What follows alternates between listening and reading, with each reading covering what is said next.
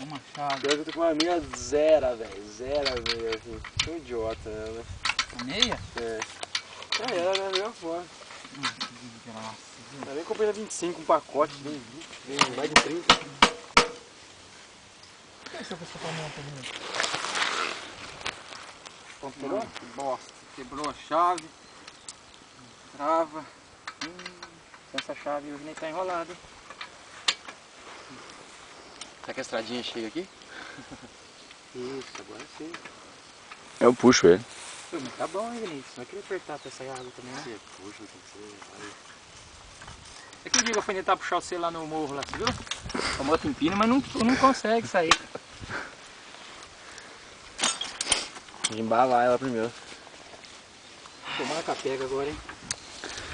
Pensamento positivo. Ixi, meu saco. É hoje. Eu acho que o problema é no alternador. Isso, lá.